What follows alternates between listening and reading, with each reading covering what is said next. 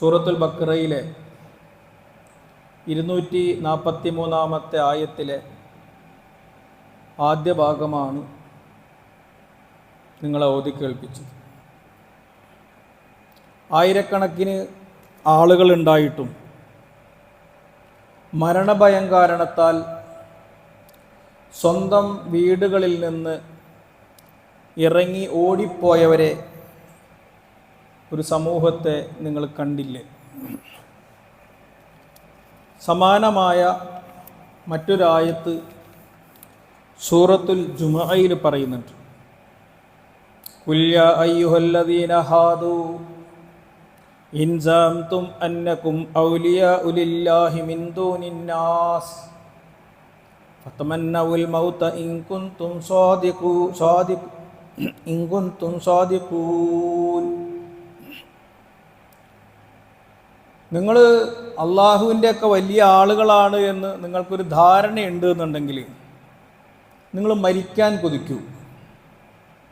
നിങ്ങൾ സത്യസന്ധന്മാരാണോ എന്ന് നമുക്കപ്പം ബോധ്യപ്പെടും. ബനു ഇസ്രായേൽ സമുദായത്തിൻ്റെ വിശ്വാസരാഹിത്യത്തെ, ആദർശ വ്യതിചലനത്തെ, അവരുടെ ഭൗതികമായ ആസക്തിയെ, എന്നെന്നും ജീവിച്ചുകൊണ്ടേയിരിക്കണം എന്ന ആ ഒരു ജീവിത ത്വരയെ മുൻനിർത്തിയിട്ടുള്ള ഖുർആനികമായ വർത്തമാനമാണിത്. നമ്മൾ സാധാരണ പറയാറുണ്ട്, ചത്തതിനൊക്കുമോ ജീവിച്ചിരിക്കലും. അല്ലെ, ജീവച്ഛവങ്ങളായി കഴിയുന്ന നമുക്കിടയിൽ തന്നെ ഇല്ലേ അറബിക്കൂട്ടങ്ങൾ ജീവച്ഛവങ്ങളായി കഴിയുന്ന. ഈ വചനങ്ങൾ അവർക്ക് അവരുടെ ഒരു മാറ്റത്തിനുള്ള പ്രചോദനമായി മാറിയെങ്കിലെന്ന് സാന്ദർഭികമായിട്ട് ആഗ്രഹിക്കുന്നു, പ്രാർത്ഥിക്കുന്നു. വല്ലാതെ ഇങ്ങനെ വിശന്ന് വലഞ്ഞവർ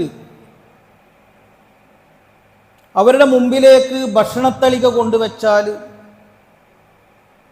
ഭക്ഷണം കഴിക്കാനുള്ള ആ ഒരു ആർത്തി കൊണ്ട് ഇങ്ങനെ പാഞ്ഞു വന്നിട്ട് വാരിയെടുക്കുന്ന കാഴ്ചകൾ നമ്മൾ കണ്ടിട്ടില്ലേ? എല്ലാവരും കൂടി മുസ്ലിം സമുദായത്തെ ഇങ്ങനെ തളികയിലേക്ക് ആക്രാന്തത്തോടു കൂടി പാഞ്ഞെടുക്കുന്നത് മാതിരി എല്ലാവരും കൂടെ മുസ്ലിം സമുദായത്തെ ആക്രമിക്കപ്പെടുമെന്ന് റസൂലുള്ളാഹി സല്ലല്ലാഹു അലൈഹി വസല്ലം പറഞ്ഞിട്ടുണ്ട്. യൂഷിക്കുൽ ഉമമു അൻ തദാഅ അലൈക്കും കമാ തദാഅൽ അക്ലതു ഇലാ ഖസ്അതിഹാ വമിൻ ഖില്ലത്തി നഹ്നു യൗമഇദിൻ. റസൂലേ, അന്ന് ആ സന്ദർഭത്തിൽ നമ്മൾ വളരെ കുറവായിരിക്കുമോ? അല്ലല്ല, നമ്മൾ കുറവൊന്നുമല്ല. ബൽ അൻതും യൗമഇദിൻ കസീറുൻ, നമ്മൾ ഒരുപാടുണ്ടാകും. വലാകിന്നകും ഉസാഉൻ കഉസാഇസ് സൈൽ, പക്ഷെ മലവെള്ളപ്പാച്ചിലിൽ ഒഴുകി വരുന്ന ചണ്ടികൾ കണ്ടിട്ടില്ലേ, ചപ്പു ചവറുകൾ പോലെ, നമ്മൾ അതുപോലെയായിരിക്കും. വലയൻസി അന്നല്ലാഹു മിൻ സുദൂരി അദ്വിക്കുമുൽ മഹാബത മിൻകും, ശത്രുക്കൾക്ക് നമ്മോടുള്ള ഒരു ഭയം, അവരുടെ ഹൃദയങ്ങളിൽ നിന്ന് നമ്മെക്കുറിച്ചിട്ടുള്ള പേടി നീക്കം ചെയ്തിട്ടുണ്ടാകും. വലയക്സിഫന്നല്ലാഹു ഫീ ഖുലൂബിക്കുമുൽ വഹ്ൻ, നമ്മുടെ ഹൃദയങ്ങളിൽ അല്ലാഹു വഹ്ന് നിക്ഷേപിക്കും. യാ റസൂലല്ലാഹ് മൽ വഹ്ൻ, വഹ്നോ എന്താണ് റസൂലെ വഹ്ൻ എന്ന് പറഞ്ഞാൽ? ഹുബ്ബു ദുനിയാ വ കറാഹിയത്തുൽ മൗത്ത്, മരിക്കാനുള്ള പേടിയും ഈ ദുനിയാവിനോടുള്ള ഒരു ദുനിയാ പൂജയുമാണ്. കുറച്ച് സൗണ്ട് കൂട്ടി വെക്കുമോ? സൗണ്ട് ഭയങ്കര കുറവുള്ള പോലെയുണ്ട്. ഈ മരണഭയം എന്ന് പറയുന്നത് തന്നെ ഒരു മരണമാണ്. നമ്മുടെ ജീവിതത്തിൻ്റെ ജീവൻ അപഹരിക്കുന്ന ഒരു വികാരമാണ് മരണഭയം എന്ന് പറയുന്നത്. നമ്മളെയൊക്കെ സംബന്ധിച്ചിടത്തോളം ഇങ്ങനെ കുറേ കാലം ജീവിക്കലല്ലല്ലോ നമ്മുടെയൊക്കെ ലക്ഷ്യമെന്ന് പറയുന്നത്. എത്ര നാളാണോ നമ്മൾ ജീവിക്കുന്നത് അതുവരെ സത്യധർമ്മ നീതിക്ക് വേണ്ടി നമ്മൾ നിലകൊള്ളുക എന്നതാണ് നമ്മുടെ ജീവിത ലക്ഷ്യം എന്ന് പറയുന്നത്. ഈ ലക്ഷ്യത്തെ വിസ്മരിച്ചുകൊണ്ട് ദൗർഭാഗ്യവശാൽ മുസ്ലിം സമുദായവും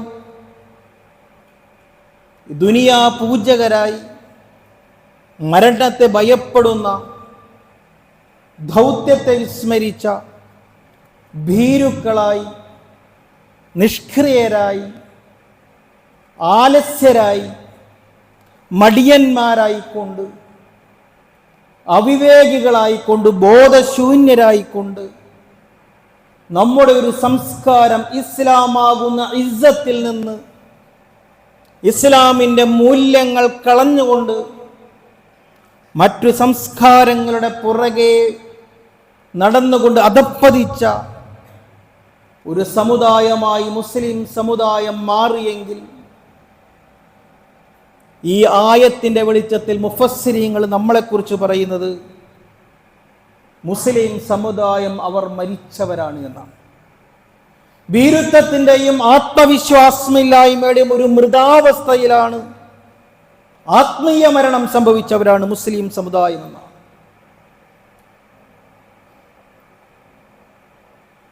ഈ ഒരു ആത്മവിശ്വാസമില്ലായ്മയെ തട്ടിയുണർത്തിക്കൊണ്ട് ആദർശ പ്രചോദിതമായ ഒരു വർത്തമാനം വിശുദ്ധ ഖുർആൻ പറയുന്നുണ്ട്. യഹ്ദൂന ബിൽ ഹഖി വബിഹി യഅദിലൂൻ വമിമ്മൻ ഖലഖ്നാ ഉമ്മത്തുൻ യഹ്ദൂന ബിൽ ഹഖ് വബിഹി യഅദിലൂൻ.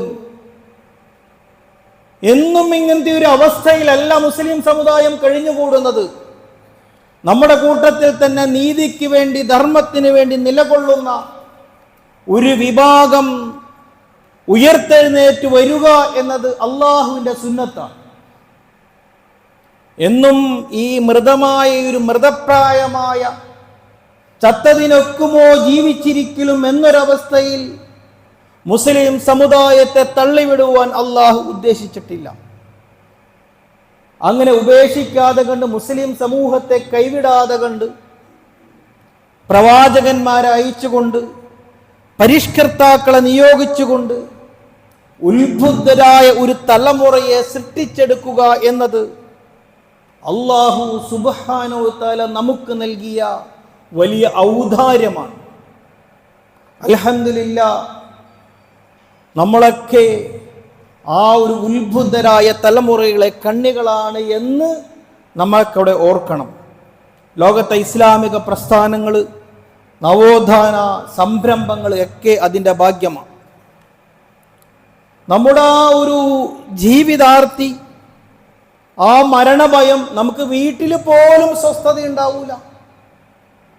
വീട്ടിലിങ്ങനെ ഇരിക്കുമ്പോൾ എങ്ങാനും വീടിടിഞ്ഞ് വീഴുമോ, ഇനി വല്ല മലവെള്ളപ്പാച്ചിൽ വരുമോ, ഉരുൾപൊട്ടൽ ഉണ്ടാകുമോ, മറ്റെന്തെങ്കിലും പ്രകൃതി ദുരന്തമുണ്ടാകുമോ, വീടാണ് അഭയമെന്ന് കരുതി വീട്ടിൽ പോലും ഒളിച്ചിരിക്കാൻ പോലും മനസ്സനുവദിക്കാതെ കണ്ട്, അല്ലെ വല്ല കള്ളന്മാരൊക്കെ കടന്നു വന്നുകൊണ്ട് ഭവനവേദന നടത്തുമോ?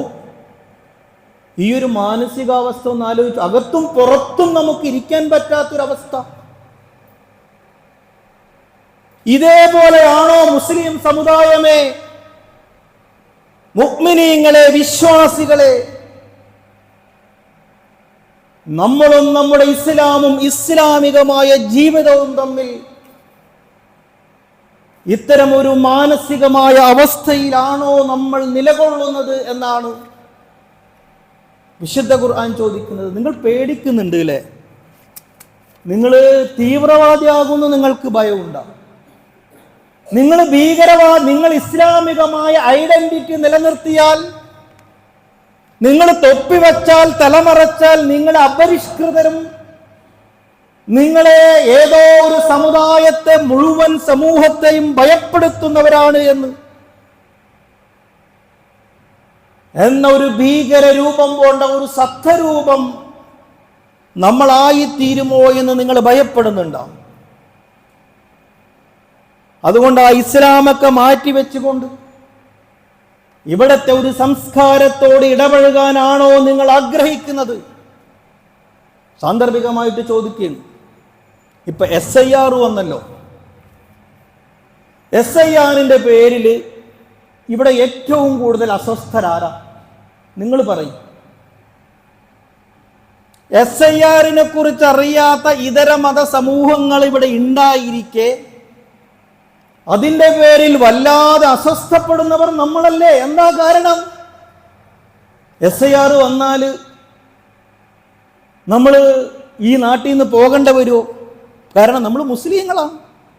SIR വരുന്നത് മുസ്ലിങ്ങൾക്കെതിരിലാണ്. ഈ ഒരു ബോധം വളരെ ആസൂത്രിതമായി ഭയപ്പെടുത്തി ഇല്ലാതെയാക്കുക. നമുക്ക് തന്നെ തോന്നിയിട്ടുണ്ട് നമ്മൾ ഇവിടുന്ന് പോകേണ്ടവരാണ് എന്ന്, ഇല്ലേ? അങ്ങനെ തോന്നിയിട്ടുണ്ട് നിങ്ങൾക്ക്? ഇതിൻ്റെ വേറൊരു ചരിത്രമുണ്ട് കേട്ടോ. ഇന്ത്യയെ ഇന്ത്യയാക്കി രൂപപ്പെടുത്തിയ മുസ്ലിങ്ങളുടെ ഒരു പങ്ക് നമ്മളെങ്കിലും വിസ്മരിച്ചു പോകാൻ പാടില്ല. മനസ്സിലായോ നിങ്ങൾക്ക്? ഈ കാണുന്നൊരു, പലപ്പോഴും ഈ മിമ്പറിൽ നിന്ന് പറഞ്ഞിട്ടുണ്ട്, ഇന്ത്യയെ ഈ കാണുന്ന രൂപത്തിൽ നമുക്ക് ഇന്ത്യയിൽ നിലനിൽക്കാനുള്ള അവകാശത്തോളം മറ്റാർക്കാണ് അവകാശമുള്ളത്? ഇതുപോലും വിസ്മരിച്ചുകൊണ്ട് നമ്മുടെ പാരമ്പര്യത്തെ, ഈ രാജ്യത്തെ രൂപപ്പെടുത്തിയതിലെ നമ്മുടെ പങ്ക് പോലും വിസ്മരിച്ചുകൊണ്ട് നമ്മളിങ്ങനെ ഭയപ്പെട്ടുകൊണ്ടിരിക്കുകയാണ്. ഇസ്ലാമിന്റെ പേരിൽ നിലനിന്നാൽ നമ്മുടെ സ്വത്തുവകകൾ നമ്മൾ നഷ്ടപ്പെടുമോ? നമ്മൾ ജയിലിലടക്കപ്പെടുമോ? അല്ലെ, അങ്ങനെയൊക്കെയല്ലേ? നമ്മളെ തന്നെ ഇല്ലായ്മ ചെയ്ത് കളയുമോ? എന്താണിത്? വീട്, കുടുംബം, സ്വത്ത്, കാരണവന്മാരായി നമ്മൾ സമ്പാദിച്ചതൊക്കെ നമുക്ക് നഷ്ടപ്പെടുമോ എന്നാണോ നിങ്ങൾ ഭയപ്പെട്ടുകൊണ്ടിരിക്കുന്നത്? എങ്കിലും നമുക്ക് തെറ്റിയിട്ടോ. വമൻ ഹാബ അസ്ബാബൽ മനായാ യനൽനഹു വയർകസ്ബാഇസ്സമാഇ ബിസുല്ലമി. എന്നും ഈ മുതലൊക്കെ കെട്ടിപ്പിടിച്ചുകൊണ്ട് ജീവിക്കാന്ന് വിചാരിച്ചിട്ടാണോ നിങ്ങൾ നമ്മുടെ ഇസ്ലാമികമായ ഐഡന്റിറ്റിയെ ഭയപ്പെടുന്നത്? മരണഭയമാണോ? നിങ്ങൾ എവിടെ പോയി ഒളിച്ചാലും, എന്ത് പേരും നിങ്ങൾ മാറ്റിയാലും, എത്ര മതേതരനായാലും ശരി, നിങ്ങൾ ഇനി ഇവിടെ നിന്നൊക്കെ അങ്ങോട്ട് മാറി വല്ല ആകാശത്തിലേക്ക് കോണി വെച്ച് കയറിപ്പോയി രക്ഷപ്പെടാന്ന് കരുതിയാലും മരണഭയമാണോ നിങ്ങൾക്ക് പിടികൂടിയിട്ടുള്ളത്? അതതിൻ്റെ പുറകെ, അതതിൻ്റെ സന്ദർഭത്തിൽ വന്ന് നമ്മളെ പിടികൂടും കേട്ടോ. ഒരാളും അതിൽ നിന്നൊഴിവല്ല. നമ്മൾ ഭയപ്പെടുന്ന മരണത്തെ മുന്നിൽ വെച്ചുകൊണ്ട് അള്ളാഹു നമുക്ക് കരുത്തേകുകയാണ്. ലോക ഇസ്ലാമിക പണ്ഡിതനായിരുന്ന യൂസുഫുൽ കർലാവി പറയുന്നുണ്ടല്ലോ, ഇന്ന ഹാദിഹിൽ ഉമ്മത്തൽ ഇസ്ലാമിയത ഖദ് തനാമു വഖദ് തംറലു വലാകിന്നഹ ലാ തമൂതു. ഈ സമുദായത്തിന് ചിലപ്പോൾ അവർ ഉറങ്ങിപ്പോകും, ചിലപ്പോൾ അവർ രോഗികളായി പോകും. വലാകിന്നഹ ലാ തമൂതു, പക്ഷെ അവർ മരിക്കൂലാട്ടോ. ഈ സമുദായം, മുസ്ലിം സമുദായം മരിക്കുകയില്ല. മാദാമ യജ്രി ഫി ഉറൂഖി അബ്നാഇഹാ ദമുൽ അഖീദതി വമാദാമ മൻ യഖൂദുഹാ ബിഖൗലി ലാ ഇലാഹ ഇല്ലല്ലാഹ് മുഹമ്മദുർ റസൂലുള്ളാഹ്. തൗഹീദിന്റെ കലിമയിലെ കലിമത്ത് തൗഹീദ്, ലാ ഇലാഹ ഇല്ലല്ലാഹ് നെഞ്ചേറ്റിയ, ലാ ഇലാഹ ഇല്ലല്ലാഹ് മുഹമ്മദ് റസൂലുള്ളാഹ് നെഞ്ചേറ്റിയ ഈ ഉമ്മത്തിന്റെ സിരകളിലൂടെ ഈമാൻ ഒഴുകുന്നില്ലേ? ഈ ഈമാനുള്ള സമുദായം അവർ മരിക്കൂലാട്ടോ. അവരെ ഇല്ലാതെയാക്കാൻ പറ്റില്ല. ഒരുപക്ഷെ അവർ ഉറങ്ങിപ്പോകും, അവർ കുറച്ച് ആലസ്യമൊക്കെ സംഭവിക്കും, അവർ രോഗികളാകും. വബിഹി യഹ്ദൂന ബിൽ ഹഖ്, പക്ഷേ ആദർശ പ്രചോദിതമായ അവരുടെ പ്രവർത്തനങ്ങൾ കൊണ്ട് അവർ ഉയർത്തെഴുന്നേൽക്കുമെന്നാണ്. കഴിഞ്ഞ ദിവസം ഒരു വാട്സപ്പ് മെസ്സേജ് വല്ലാതെ അത്ഭുതപ്പെടുത്തി കളഞ്ഞു. നമ്മുടെ ഹമാസിന്റെ പോരാളി യഹ്യ സിൻവർ ഉണ്ടല്ലോ, യഹിയ സിൻവറിനെ കഴിഞ്ഞ ഒക്ടോബർ 2024 അദ്ദേഹം വധിക്കപ്പെട്ടു. നിങ്ങൾക്കറിയാലോ, അതൊക്കെ കഥകളും ചരിത്രങ്ങളും അറിയാലോ. അദ്ദേഹത്തിൻ്റെ മൃതദേഹം ഇപ്പോഴും ഇസ്രായേൽ വിട്ടുകൊടുത്തിട്ടില്ല. ഇപ്പോൾ 2025 ഒക്ടോബർ കഴിഞ്ഞു, നവംബറായി. യഹിയ സിൻവറിൻ്റെ മൃതദേഹം വിട്ടുകൊടുത്തിട്ടില്ല. ഞങ്ങൾ ഹമാസിന് അല്ലെങ്കിൽ ഗസക്കാർക്ക് യഹിയ സിൻവറിൻ്റെ മൃതദേഹം വിട്ടുകൊടുക്കുകയില്ല, ഞങ്ങൾ കരിച്ചു കളയാൻ പോവുകയാണ്. അദ്ദേഹം മരിച്ചൊരു വർഷം കഴിഞ്ഞിട്ട് ഇപ്പോഴും അദ്ദേഹത്തിൻ്റെ മൃതദേഹം ഇസ്രായേലിൻ്റെ ഉറക്കം കെടുത്തിക്കൊണ്ടിരിക്കുന്നു എന്നുള്ളതാണ്. 2011 അദ്ദേഹം ജയിൽ മോചിതനാകുന്നത്. ജയിൽ മോചിതനാവാനൊക്കെ അതിൻ്റെതായ ചരിത്രങ്ങളുണ്ട് കേട്ടോ. കാരണം ഒരുപാട് ഇസ്രായേലി സൈനികരൊക്കെ തടവിലാണ്. അവരെ മോചിപ്പിക്കണമെങ്കിൽ ഇവർ ഹമാസ് വെച്ച ഡിമാൻഡുകൾ, അതിലൊന്ന് യഹിയ സിൻവർ ആയിരുന്നു. ഇസ്രായേൽ പറഞ്ഞു എല്ലാവരെയും മോചിപ്പിച്ചാലും യഹിയ സിൻവറിനെ മോചിപ്പിക്കൂല.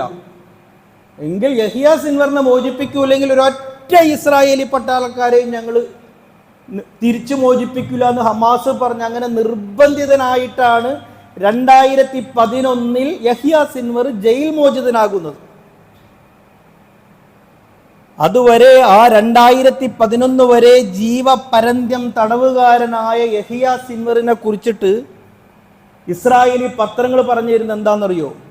അൽ മയ്യത്തുൽ ഹയ്യ് എന്നാണ്. ഇനി യഹിയ സിൻവറിനെ കിട്ടിയിട്ടൊന്നും വലിയ കാര്യമില്ല, ജീവച്ഛവമായി. അതിനു മാത്രം ക്രൂരമായ പീഡനങ്ങളിലൂടെ തല്ലി അടിച്ചൊതുക്കി മർദ്ദിച്ച് നിഷ്ഠുരമായ മർദ്ദന മുറകളോടെ ശ്വാസം മാത്രമുള്ള ജീവച്ഛവമായിട്ടാണ് ഞങ്ങൾ യഹിയ സിൻവറിനെ നിങ്ങൾക്ക് വിട്ടുതരുന്നത് എന്നാണ് അന്ന് ഇസ്രായേലിൻ്റെയൊക്കെ പത്രങ്ങൾ. അൽ മയ്യത്തുൽ ഹയ്യ്, ജീവച്ഛവമായ യഹിയ സിൻവർ. ഇന്നിപ്പോൾ അറബ് പത്രങ്ങളിൽ എന്താണെന്നറിയോ? യഹിയ സിൻവറിനെ കുറിച്ചിട്ട് വരുന്ന വർത്തമാനം അശ്ശഹീദുൽ ഹയ്യ്, ജീവിക്കുന്ന രക്തസാക്ഷി.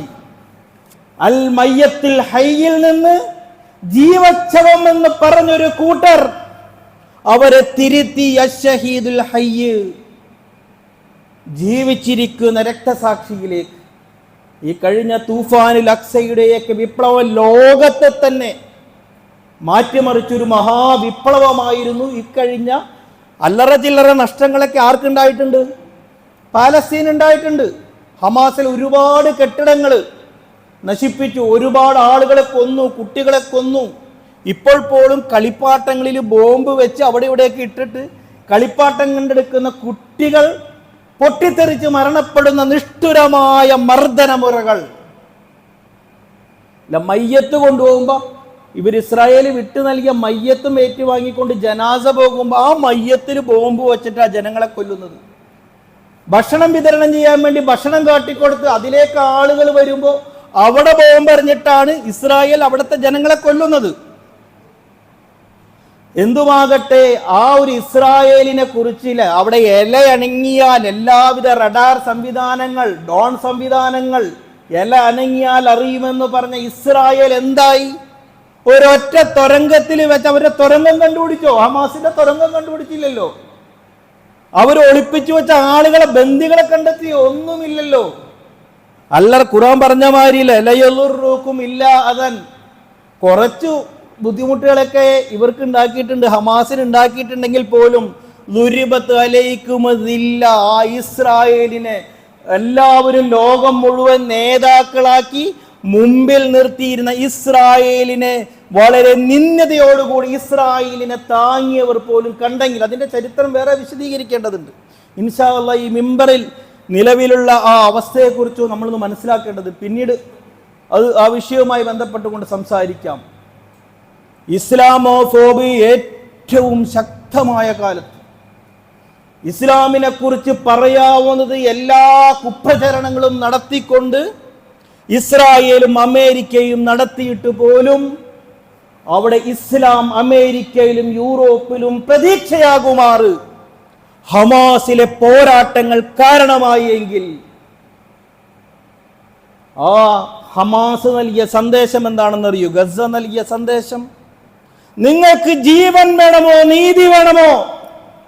ഒരു വംശീയ ഉന്മൂലന രാഷ്ട്രീയ കാലഘട്ടത്തിൽ ഒരു സമൂഹത്തെ, ഒരു മതസമൂഹത്തെ മുഴുവൻ കൊന്നൊടുക്കുന്ന വംശീയ ജൂത രാഷ്ട്രീയ കാലഘട്ടത്തിൽ അവരെ ഇല്ലാതെയാക്കിക്കൊണ്ടിരിക്കെ നിങ്ങൾക്ക് ജീവൻ വേണമോ, നിങ്ങൾക്ക് നീതി വേണമോ?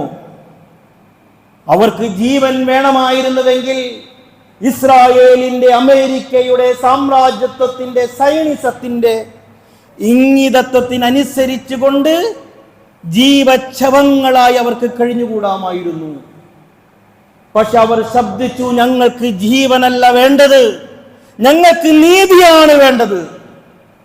അവർ ജീവൻ നൽകി നീതിക്ക് വേണ്ടി മുന്നിട്ടിറങ്ങിയപ്പോൾ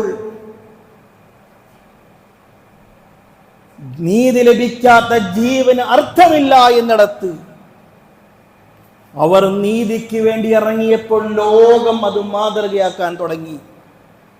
ഇന്ന് ഇസ്ലാമിന്റെ ഏറ്റവും വലിയ പ്രതീക്ഷ എവിടെയാണെന്നറിയോ നിങ്ങൾക്ക്? ഒരുപക്ഷെ അറബ് സമൂഹത്തെ കുറിച്ചിട്ടുള്ള ഇസ്ലാമികമായ മുഴുവൻ പ്രതീക്ഷകളും നഷ്ടപ്പെട്ടുകൊണ്ടിരിക്കെ അവർ മരണഭയമുള്ളവരായി, ഭൗതിക ദുനിയാ പൂജകന്മാരായി മാറിക്കൊണ്ടിരിക്കെ നിങ്ങൾ കണ്ടില്ലേ? ആ സമൂത് പ്ലോട്ടിലും ഒക്കെ കണ്ടില്ലേ? സ്വന്തം ജീവൻ നൽകി എല്ലാം ത്യജിച്ച് അവർ ഗസക്ക് വേണ്ടി ഇസ്രായേലിനെതിരെ അവരിറങ്ങിയത് കണ്ടില്ലേ? ഒരു പുതിയ പ്രതീക്ഷ ഇസ്ലാം ചർച്ചയാകുന്നിടത്തേക്ക് അവരുടെ ആർജവബോധം കാരണമാകുന്നുവെങ്കിൽ നിലവിലെ നമ്മുടെ ഇന്ത്യൻ സാഹചര്യം ഈ ഒരു നീതിബോധത്തിലേക്ക്, ഈ ഒരു ഈമാനിക ബോധത്തിലേക്ക്, ഒരു ആദർശ പ്രചോദിതമായ ഒരു ബോധത്തിലേക്ക് മരണഭയം മാറ്റിവെച്ചുകൊണ്ട്, ഭൗതിക ആസക്തികൾ മാറ്റിവെച്ചുകൊണ്ടുള്ള ഒരു ഉണർവ് ഈ കാലഘട്ടത്തിൽ നമ്മളെ തേടിക്കൊണ്ടിരിക്കുകയും, എന്ത് NRC, എന്ത് പൗരത്വം വരട്ടെ അതിനെ നേരിടാൻ പേടിപ്പിച്ചില്ലാതെയാക്കാൻ കഴിയുകയില്ല എന്നിടത്ത് നീതിക്ക് വേണ്ടി ഈ രാജ്യത്ത്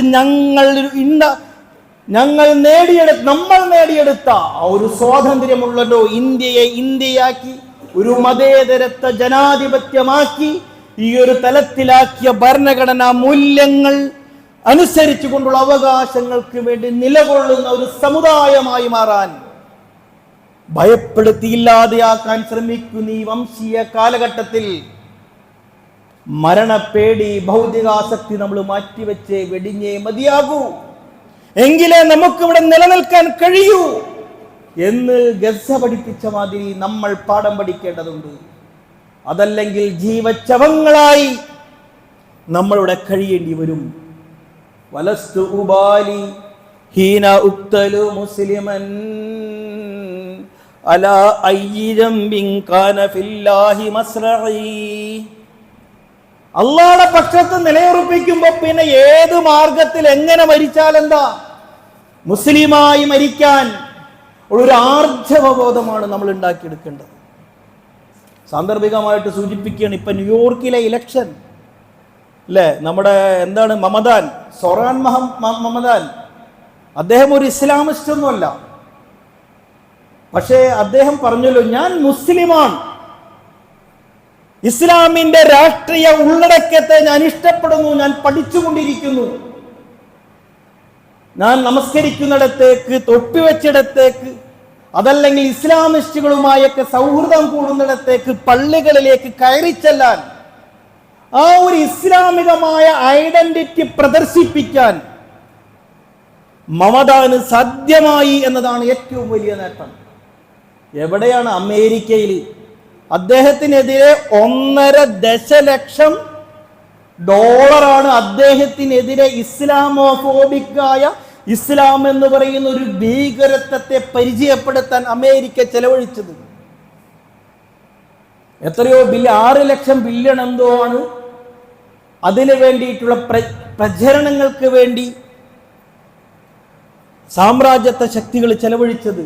ഇതിനെയൊക്കെ മറികടന്നുകൊണ്ട് അദ്ദേഹത്തിന്റെ ഒരു സത്വം, അന മിൻകും വ ഇലൈക്കും, ഞാൻ നിങ്ങളിൽ നിന്നുള്ളവനാണ്, നിങ്ങളിലേക്കാണ് ഞാൻ മുസ്ലിമാണെന്ന് പറയാനുള്ളൊരു സത്യബോധം അമേരിക്കയിൽ സാധ്യമായി എങ്കിൽ, ഒരു മുസ്ലിമിന് സാധ്യമായെങ്കിൽ ഇതിലൊക്കെ വലിയ ഗുണപാഠമുണ്ട്. സോറൻ, ഗസ, ഇങ്ങനെ ഒരുപാട് ഇസ്ലാമികമായ ഐഡന്റിറ്റി പ്രദർശിപ്പിച്ചവരുടെ ഉജ്ജ്വലമായ വിജയം, ത്യാഗോജ്വലമായ സമർപ്പണം, ആദർശബോധം, ഈമാൻ നമ്മളും വീണ്ടെടുക്കേണ്ടതുണ്ട്. എവിടെ? ഈ SIR കാലഘട്ടത്തിൽ, ഭയപ്പെടുത്തി ഇല്ലാതെയാക്കുന്ന ഈ കാലഘട്ടത്തിൽ ഞാൻ മുസ്ലിമാണ്, ഞാൻ ഇവിടെ നിലകൊള്ളേണ്ടവനാണ് എന്ന കൃത്യമായൊരു ബോധം, ഈമാനികമായ ബോധം നമ്മൾ ഉണ്ടാക്കിയെടുക്കണം. നമ്മൾ ഒരിക്കലും തന്നെ അസ്വസ്ഥപ്പെടരുത്, ആശങ്കപ്പെടരുത്. എന്താണോ അതിനെ നേരിടാൻ ഉള്ളൊരു ഈമാനികമായ കരുത്താണ് നമ്മൾ ഒന്നാമതായി നമ്മൾ ഉണ്ടാക്കിയെടുക്കേണ്ടത്. അള്ളാഹു അതിന് നമുക്ക് തൗഫീക്ക് നൽകി അനുഗ്രഹിക്കുമാറാകട്ടെ. നമ്മൾ അനുഭവിച്ചു കൊണ്ടിരിക്കുന്ന എല്ലാവിധ വിഷമതകൾക്കും അള്ളാഹു പരിഹാരമുണ്ടാക്കി തരുമാറാകട്ടെ. പൂർണ്ണമായ ഇസ്തിഖാമത്ത്, ഈ മാർഗത്തിൽ ദീനിൽ അടിയുറച്ചു നിൽക്കുന്ന ഈമാൻ നൽകി അള്ളാഹു നമ്മെ അനുഗ്രഹിക്കുമാറാകട്ടെ. നമ്മൾ അനുഭവിക്കുന്ന എല്ലാ വിഷമതകൾക്കും ലോകത്തും രാജ്യത്തും നാട്ടിലും പ്രാദേശിക തലത്തിൽ എല്ലാം തന്നെ മുസ്ലിം സമുദായം അനുഭവിക്കുന്ന എല്ലാവിധ വിഷമതകൾക്കും പരിഹാരം നൽകിക്കൊണ്ട് ലോകത്ത് സ്വസ്ഥതയും സമാധാനവും അള്ളാഹു വർഷിക്കുമാറാകട്ടെ. ഒന്നൊഴിയാതെ മുസ്ലിം സമുദായം പ്രയാസങ്ങൾ പെട്ടുകൊണ്ടിരിക്കുകയാണ്. ഇപ്പൊ സുഡാൻ, നമ്മൾ പ്രത്യക്ഷത്തിൽ നോക്കിക്കഴിഞ്ഞാൽ മുസ്ലിങ്ങൾ തമ്മിലാണ് പരസ്പരം തല്ലുന്നത്, അല്ല, അതിന്റെ പുറകിൽ ഇസ്രായേലാണ്. അവരുടേതായ നിക്ഷിപ്തമായ താല്പര്യങ്ങളുണ്ട്. ഇതിനെ മറച്ചു വെച്ചുകൊണ്ടാണ് മുസ്ലിങ്ങളെ ഒരു കലാപകാരികളാക്കി ചിത്രീകരിക്കാനുള്ളൊരു ശ്രമം വ്യാപകമായി നടന്നുകൊണ്ടിരിക്കുക. എവിടെ ഈ തട്ടം വിവാദം തന്നെ നിങ്ങൾ നോക്കിയേ, എത്ര ചർച്ച ചെയ്തു, മുസ്ലിം സമുദായത്തെ എത്ര നിന്ദ്യമായിട്ടാണ് അപഹസിക്കപ്പെട്ടത്. നമ്മുടെ തൊട്ട് മുമ്പിൽ നടന്ന, സ്കൂളിൽ നടന്ന ഒരു പാലസ്തീൻ ഐക്യദാർഢ്യ പരിപാടികൾ പോലും തടയപ്പെട്ടില്ലേ? അപ്പൊ എത്ര ഇസ്ലാമോഫോബിക്കാണ്, ഭയപ്പെടുത്തുകയാണ് മുസ്ലിങ്ങളെ കുറിച്ച്. ഇതിനെ മറികടക്കാൻ നമ്മൾ ഭയപ്പെട്ട് മാറി നിൽക്കുകയല്ല വേണ്ടത്. നമ്മൾ ഭയപ്പെടാതെ കണ്ട് മുന്നോട്ട് വരിക. നമ്മുടെ സത്യം ഞാൻ മുസ്ലിമാണ് എന്ന് ജനങ്ങളെ ബോധ്യപ്പെടുത്തി കൊടുക്കുക. ഇതാണ് ഇസ്ലാം, ഇതാണ് മുസ്ലിം എന്ന് അവരെ ബോധ്യപ്പെടുത്തി കൊടുക്കുക. തീർച്ചയായും നമുക്ക് പ്രതീക്ഷകളുണ്ട്. അള്ളാഹു അതിന് തൗഫീക്ക് നൽകി അനുഗ്രഹിക്കുമാറാകട്ടെ. വഅഖൂലു ഖൗലി ഹാദാ അസ്തഗ്ഫിറുല്ലാഹ ലി വലക്കും വസ്തഗ്ഫിറൂഹു ഇന്നഹു ഗഫൂറുർ റഹീം.